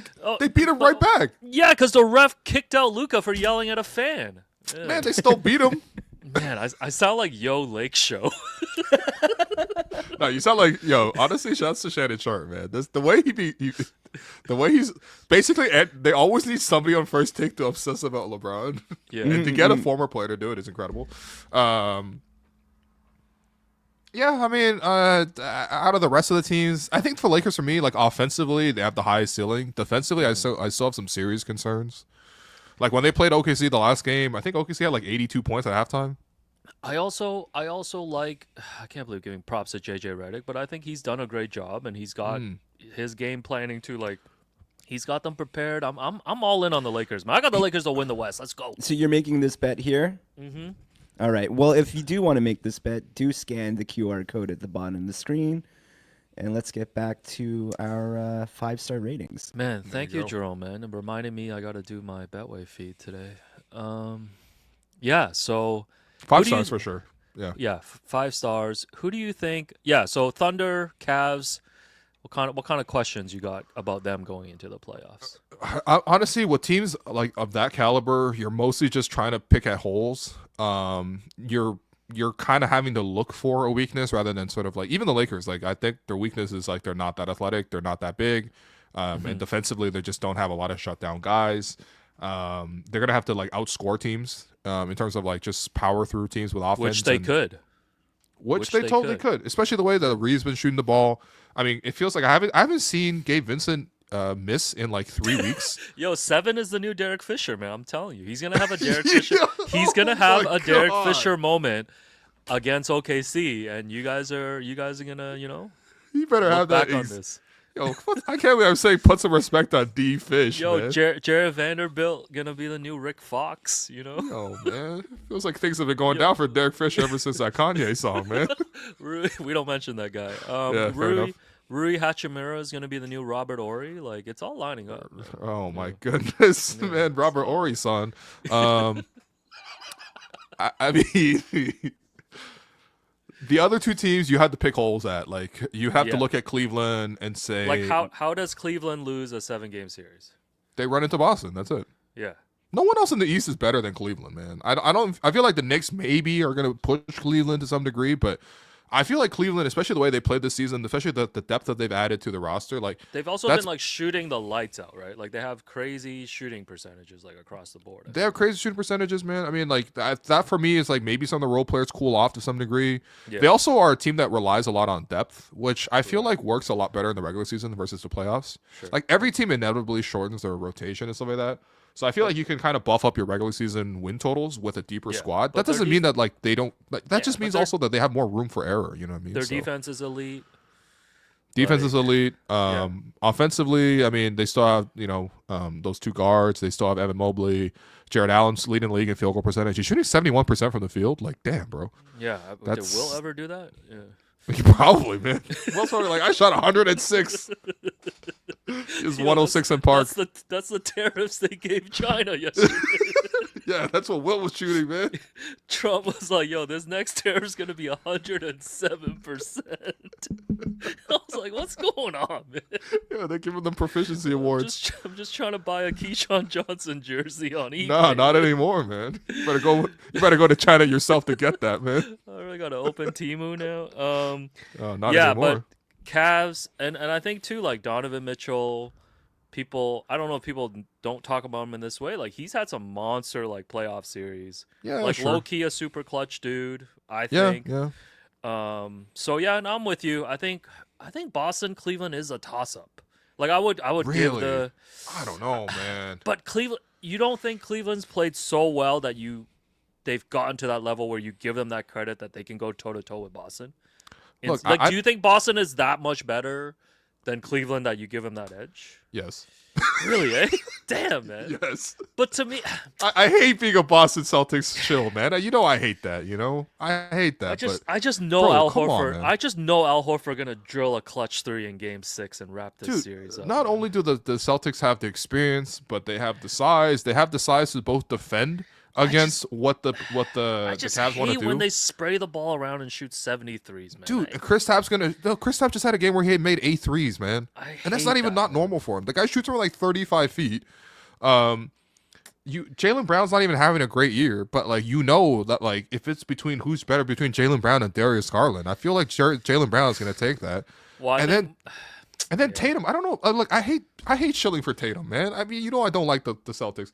Tatum has been incredible this year, man. No, like, Tatum's like, been so good that like Bill Simmons has been justified into mentioning him every 3 minutes. No, like he's not an MVP candidate because we have supernatural MVP candidates between Jokic and Shea. Yeah. But for me, he's like clear cut number 3 in the league in terms of MVP candidates. I guess you wouldn't put Giannis because the team is not good. Yeah. I wouldn't put Giannis if the team's not good. And I would trust Tatum way more in a close game than Giannis would. Yeah. I feel like when you watch the games too, like he's playing like, okay, so I watched the game between the Celtics and the Knicks. The Celtics won that game in overtime. That was this week. And I was watching that game, and this is how much of a sicko Tatum is now. Like, he was hunting Mikal Bridges on switches. Oh, yeah. I saw. He was, yeah. It wasn't that long ago when we were talking about Mikal Bridges, all defensive team player. Yeah. This guy's the backbone of the defense. He's one of the best wing defenders. Who's the best wing defender? Is it him or OG? And he's like, yeah, give me Mikal Bridges over and over again. Yeah. And I'm going to hit him with Melo style jumpers. I'm going to shoot threes over him. I'm going to bully him to the basket. I was like, damn, bro. Like, no, I hate this, man. But it's and they have so much size. That's the thing. They have so much size to cover. They're just straight up bigger than the Cavs are, and the Cavs win a lot of games by being big. It's tough, but I hate selling the Celtics, man. But they're way better than the Cavs. I don't. Well, care they're gonna need like a generational series from like Evan Mobley or one of these guys, and I don't know. I don't know if Big Mobe's got that in him. Yeah. Show me some Evan Mobley playoff highlights, man. Yeah. Yeah, I don't know, man. I blame this all on Steve Kerr, man. This guy pissed Tatum off, benching him last year, in the Olympics. Like, this is going to all end with Tatum winning finals MVP, man. No, and Tatum got a nice shoe, too, man. I've seen those. Yeah, you would like those, yeah. The little green ones with the little squiggly lines. Yeah, they look like straight to discount rack. They look like those Filas that are $25.99 on SVP. Yo, by the way, there's a SVP retail store at York Gate Mall, man. Yeah. Yo, I'm telling you, SVP taking over, man. Yeah, show us to York Gate, man. Yo, it wasn't that long ago when SVP had like 3 locations, man. Now they're everywhere. Damn. And then lastly, with OKC, how does OKC lose a 7-game series? The only thing with OKC is because they play in the West, the majority of their losses are against some of the top tier competition, which is not a surprise. You should be losing to the best teams, if anybody. But I think you can point out. I saw someone be like, "Oh, 9 of their 12 losses has been against have been against the top 4 in the West." And OKC fans are like, "Yeah, who the fuck else do you want us to lose to? We're 63-12." We have 12 losses, man. No, they're like, "Are we not allowed? Do we have to be 75-0?" Yo, I swear they're doing the Asian parenting, man. They're like, where's the other 3%? Why are you bringing me 97? Crazy. They're 1-2 against Golden State. They're 1-2 against Denver. Oh, and no. They're 2-2 against Houston and 2-2 against Minnesota. Does that concern you? Oh my god, the Houston series would be interesting just because again I feel like Houston's physicality, but I think OKC just would they just have so much talent. Like there's just so like OKC is a very like overwhelming team. Yeah, and obviously like we know what Shea has done. But just they just overwhelm opponents, and that's why I just keep going back to the fact that like. It's going to take a team maybe with 2 top superstars and some depth to beat them, and the Lakers are the only team that I'm looking at. Clippers, I'd be curious too. I don't think the Clippers have enough, but I think the Clippers are built in a way to kind of give them a series as well. So I think if there's any way to beat OKC, you need a really creative coach and a personnel that could really guard against drives.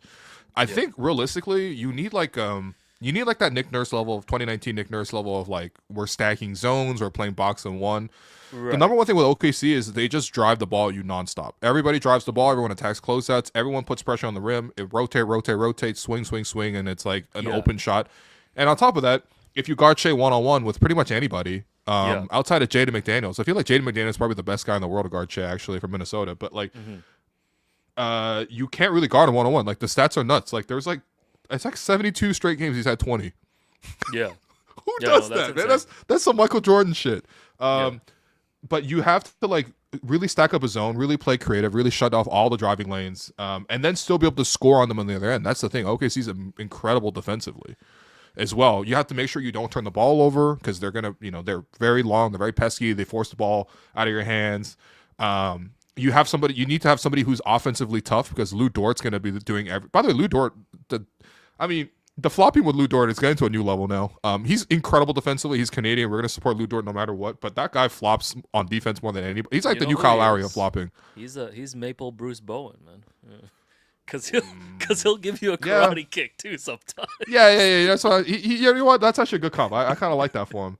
And he got that weird three. He got the highest arcing three since Derek Fisher, who's been mentioned twice on this episode. But like I don't know who has the command to do that. Maybe honestly, Golden State probably for me has the creativity on defense. Really? That's. And they have a guy like Steph, which I feel like is just really hard to guard. I mean, I feel like they can shut down pretty much anybody more one-on-one. Yeah. Like I wouldn't even say Luka would have. I mean, Luka probably does well against OKC because he does well against anybody. But like even Luka, those guys who are more static and relying on sort of one-on-one play, it's just much easier for guys to overwhelm. Versus Steph being off ball and sort of scrambling your defense can give you issues. Again, they're 1-2 against Golden State. Ooh, 1-2. No, but like I think Houston on defense could give them some problems, but I don't think Houston could keep up with them offensively. No, Houston has no offense to go against OKC. Houston would have to find a scenario. Houston will have to find a scenario where they're winning games where the scores look like they're from the 90s. Houston got to start 3 fights in that series. Yeah. Clippers, I feel like I would give them a chance. Right. Like they've got the coach, they've got the personnel, they've got Kawhi. Okay. Yeah. I would give them a shot there. Like I'm not. I would give them a shot there too. Yeah. But I would not be shocked if that series is 2-2. Like again, Kawhi just got to be healthy. Like every time Kawhi has been healthy in the playoffs, he has been dominant. Yeah. Like I have never seen Kawhi not dominate in the playoffs in the last 8 years. I mean, Kawhi hasn't been healthy since the pandemic, bro. What are we talking about? In those 8 years, we're talking about a 7-game sample. Come on, man. But still, and the Lakers. Kawhi hasn't been healthy since in the Moderna era, man. In the Lakers, I'm still going by the principle of them having the 2 stars, and just being able to it's Luka and LeBron, man. It looks so easy for OKC to score against the Lakers, though. Yeah, I would love to see that matchup. I would love to see any of these matchups. I mean, the thing with the West is it won't be a disappointment for them to lose just because there's too many good teams out there, man. Yeah. Would you take OKC or the field in the West? Wow, that's a good question. I'd probably take the field. Yeah, I take the field. So you don't think OKC is that favored enough where they could? Yeah, you're not that confident they could run through 3 matchups in the West. I don't think it's a guarantee, but I don't think it's a guarantee for anyone outside of Boston, man. God damn it, man! What's wrong with me? No, I'm telling you, Cleveland's gonna give them a run, man. Cleveland's gonna give them a run. Yeah, I'll run to 6 games, man. But West playoffs is where it's at because I think no matter how you do the permutations, the first round matchups are gonna be great. Oh yeah. There's gonna be no bad matchups, I think, in the West in the first round. As somebody who's watched a lot of Raptors games this season, yeah. As someone who's watched a lot of Raptors games, are you excited to watch exclusively playoff? Oh, I thought you were talking about yourself. No, as somebody who's not watched a lot of ball, I'm ready for the real basketball to start. I'm ready. And last year too, we took a beautiful trip to China and really interrupted the flow of just us being able to really tap into the playoffs. Yo. The way that we would usually just completely tap in. So you forget, but I was inviting you to my hotel room to watch Knicks while Carl Sixers was massaging your toes. Yeah. Yeah. Well, I was like, yo, come on, man, let's get a foot massage. Knicks Sixers at 7:30 a.m. Come on, you don't want that? And you know what? You were right because it turns out Knicks Sixers was the best playoff series. I was telling you, man. I was like, you got to see what Isaiah Hartenstein's doing. Yeah. Not iHeart Radio. Goodness. Oh man. All right. I think that's it. Those were the Letterboxd ratings, just to kind of cap the regular season. What else we got coming up? So we got a couple React pods. I do have something for you guys to close out. Oh, we tankathоning? No, we can tankathon if you want to do that afterward. Yeah, no, we got to gamble with Alex. We got to gamble with Alex. No, you guys asked about it early on in the show. So that is the Luka tea. You made the other one. I tried my best. So that's the Luka tea that was given out, Can which you I believe says can you pronounce that? this one. I don't know at all. I'm not even gonna try.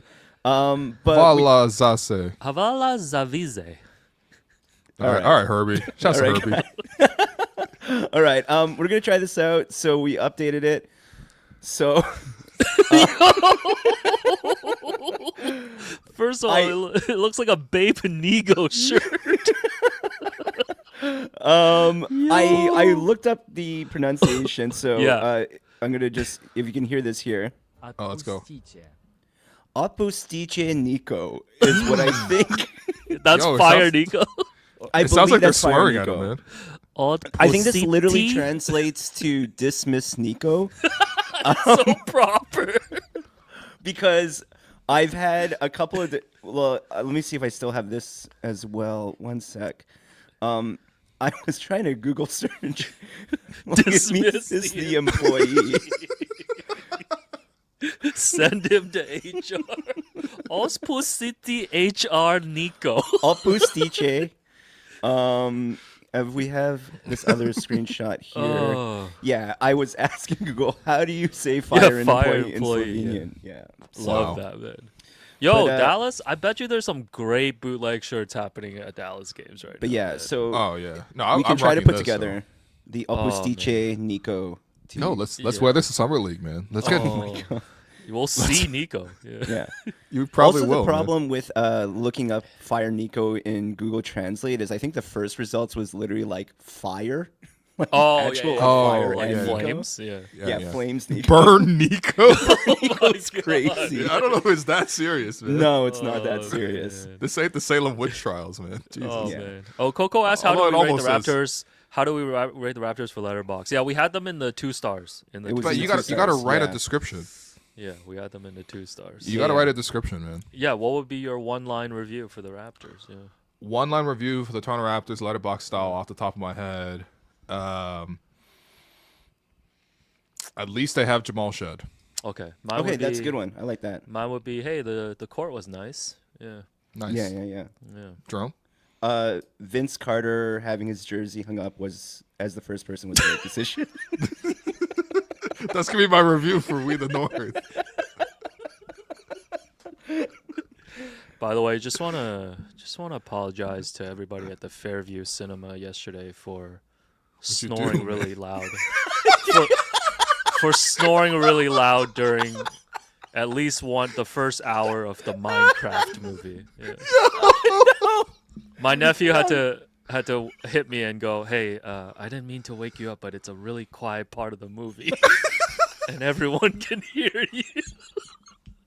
Oh my god. Apologies. So No, you no. didn't actually watch the whole thing. Never watch a Oh kids my movie. They're God. so boring, man. Yeah. Yo, that's so funny, man. Anyway. Honestly, Oh my god. He had a great time. So. if you remember back in Montreal, like we had rented quite a small Airbnb, and the walls were quite thin. Not So every dragging day- this snoring. Come on, man. Every day I would hear Alex's story. No, that thing transcends walls, man. Like they probably heard it in the next cinema, man. Oh my god. Yo, Yo, I was crashing out, man. I like dropped my AirPods. while I got was sleeping. AirPods in. Yo, you're listening. What are you listening, man? Bill? Yo, the This guy Zach listening to Lowe Bill on the show pods? with Matt Moore. Yeah. Oh man. Yeah. Yo. So apologies 'Cause, to you know, everybody. Because they got like the Tommy Texter. Yeah. For like people who are texting in the Got theater. the Sammy snore. Yeah. Sammy Snore? Yeah, that's a good one. You Sammy Sosa, but Sammy Sosa. Goodness, man. Oh we gotta my invent a new gosh. term for people who snore too loud in the theater, man. Yo, I felt so bad. Yo, there's so many kids in the theater being like, yo, Yo, my seat was all leaned back too. Oh my gosh. And there was like a whole row of kids behind me. They're probably like, yo, what's this deadbeat dad doing? Just take your kid home. Oh, man. yo. Yo, can't believe Jack Black and Jason Momoa's in that movie. Yes, they are. Yo, they're getting a bag, man. Holy. Anyways, so yeah, we got React Pods. Yep. Couple more coming, 6-pack. Two more. 6-pack is locked Two and more, loaded. two more Raptors React pods, and then we'll get into some playoff stuff after. Guys, would you guys want to do favorite Raptors moments of the season draft. Oh, I love a quick pod.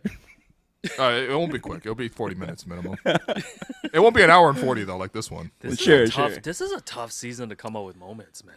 That's why No, I don't wanted think to it's issue this tough for challenge. Will, who actually watched. Yeah, Every I might have Raptors to game. work with Jerome as a team. Yeah, like Okay. Jerome and I are one team. We'll have to find a third person. We got to find a Why third do we need a person. third person?